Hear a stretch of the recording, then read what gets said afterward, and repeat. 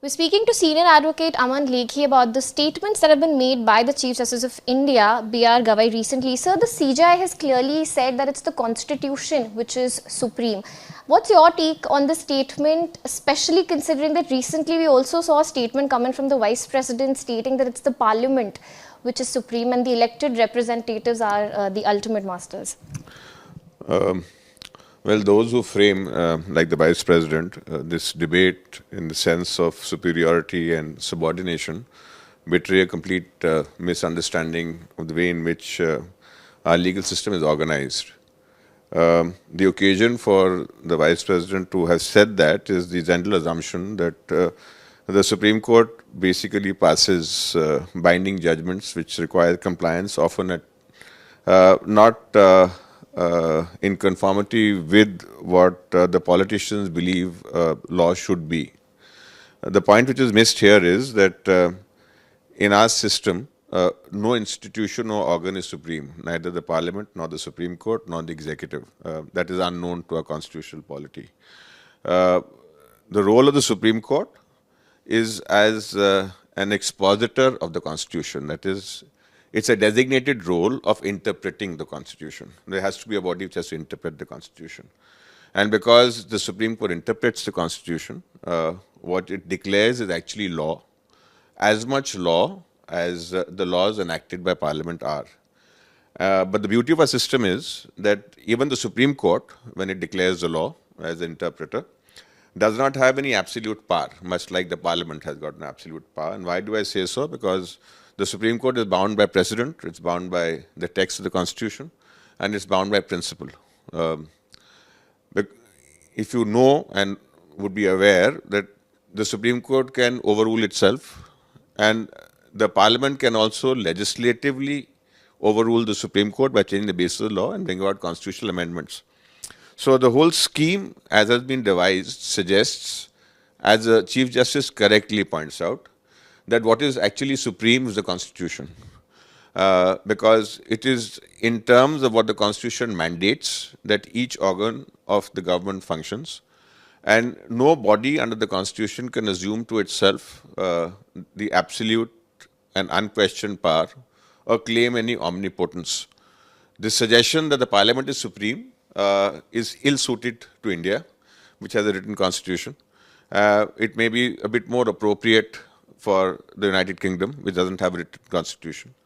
And I feel that the occasion for the comment is merely an element of dislike for the counter-majoritarian and the controlling aspect of judicial review, which checks any kind of excess in any authority. So our discomfort, disinclination to accept a role doesn't necessarily mean that those who are expressing this displeasure are supreme. As the Chief Justice says, the Constitution is supreme. So we've often seen the Supreme Court being criticized for its verdicts, the most recent one being its verdict regarding setting a time frame for governors to give their assent to the bills.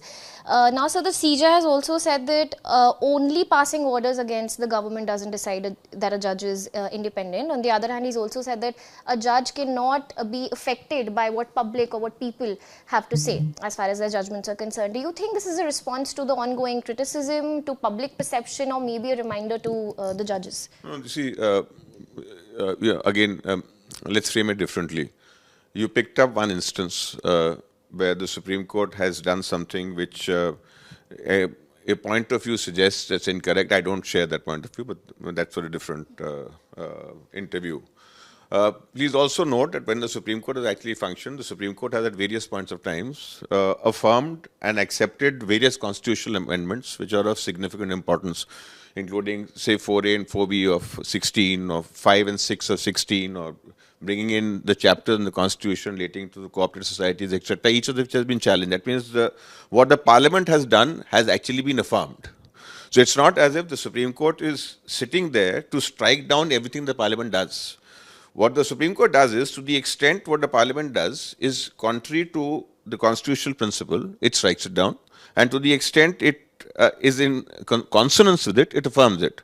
Now, coming to the example which you gave, now, as far as the adjudication is concerned, the adjudicatory aspect cannot in any way be disconnected with the reality and the pragmatics of the situation, because as far as adjudication is concerned, it's supposed to not just settle the norms, but apply them to the peculiarity of the situation. In the peculiarities of that situation, considering the way in which governance was resulting in maladministration, something which was unconventional, but nevertheless judicially sanctioned, doesn't necessarily suggest that what was done is wrong. There may be a difference of opinion about what the Supreme Court does. Now, even in that case, the Supreme Court acted within the realm of its constitutional authority. There can be two views about whether the Supreme Court did it right or wrong, but you cannot say the Supreme Court transgressed its authority, and nor can you use that as an occasion to say the Supreme Court is claiming itself to be supreme, because even in so deciding, the Supreme Court affirmed what is a fundamental constitutional principle. So lastly, this face-off of sorts, where we see statements being made by executives, face-off between the executive and the judiciary. We've seen it happen on different aspects, different topics, be it appointment of judges, to Supreme Court's verdicts, to now of over whether Parliament is supreme or Constitution is supreme. So why do you think this happens so much, and what do you think is the solution? Because doesn't our Constitution and our law very clearly lay down which organ has what responsibility? There's nothing wrong. We are a democratic polity. It's good to have difference of opinion. It's equally good to express difference of opinion. It's good to be exposed to different points of view. It's good that we have a contest of ideas that place. I believe the Parliament is not supreme. The Vice President thinks to the contrary. But both of us express ourselves. And we express ourselves in a manner which is appropriate to the occasion in which we talk. This is the beauty of Indian democracy. You cannot possibly use that to say that because there is no conformity, therefore there is a problem. The problem would be conformity. So this is a celebration of the diverse viewpoints, all of which are given adequate room for play in a polity. And far from showing some element of disquiet at what is happening, I think this shows the maturity of our system, that we can express ourselves with complete freedom on matters which are of importance, discuss and debate, and eventually resolve in a manner which is appropriate to find the solution to what may seem to be a problem. But I don't see a problem at all.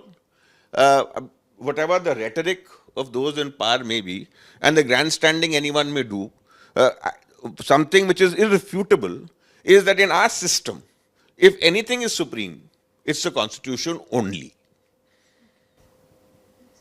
Thank you so much for speaking to us, sir. That was Senior Advocate Aman Lekhi speaking to India Today on CJI's recent statements. With camera person Alok Kumar from New Delhi, this is Srishti Ojha for India Today.